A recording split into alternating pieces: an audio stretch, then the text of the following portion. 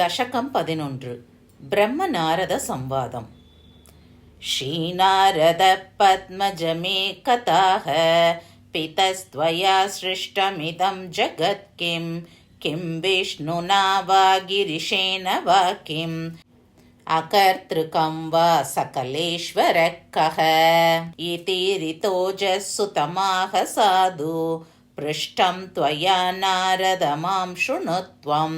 विभाति देवी खलु सर्वशक्तिस्वरूपिणी सा भुवनस्य हेतुः एकं परं ब्रह्म सदद्वितीयम् आत्मेति वेदान्तवचोऽपिरुक्ता न सा पुमान् स्त्री च न निर्गुणा सा स्त्रीत्वं च पुंस्त्वं च गुणैर्ददाति सर्वं तदा वास्यमिदं जगत् सा जाता न सर्वं तत एव जातं तत्रैव सर्वं च भवेत् प्रलीनं सैवाखिलं नास्ति च किञ्चनान्यत् गौणानि चान्तःकरणेन्द्रियाणि सा निर्गुणा वाङ्मतिगोचरा च सा स्तोत्रमन्त्रैः सगुणा महद्भिः संस्तूयते भक्तविपन्निहन्त्री सुधा समुद्रे वसतीयमार्या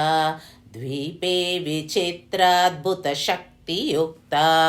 सर्वं जगत् यद्वशकं वयं च त्रिमूर्तयो नाम यदाश्रिता स्मः तद्दत्तशक्तित्रयमात्रभाजः त्रिमूर्तयः पुत्र वयं विनीताः तदाज्ञया साधु सदापि कुर्मो ब्रह्माण्डसर्गस्थितिसंहृतिश्च दैवेन मूढं कविमातनोति सा दुर्बलं तु प्रबलं करोति पङ्गुं गिरिं लङ्घयते च मूकं कृपावती च तनुते सुवाचं यत्किञ्चिदज्ञायि मया महत्त्वं देव्यास्तदुक्तं तव संग्रहेण सर्वत्र तद्वर्णय विस्तरेण विदत्स्व भक्तिं हृदये जनानाम् इति ऋतोजेन मुनिप्रसन्नस्तव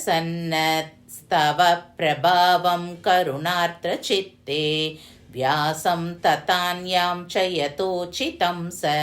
प्रबोधयामास पवित्रवाग्भिः न मे गुरुस्त्वच्चरितस्य वक्ता न मे मतिस्त्वत्स्मरणैकसक्ता अवाच्य वक्ताहमकार्यकर्ता नमामि मातश्चरणाम्बुजं ते। ॐ श्रीमात्रे नमः। सर्वमङ्गलमाङ्गल्ये शिवे सर्वार्थसाधिके शरण्ये त्र्यम्बके गौरी नारायणि नमोऽस्तु ते।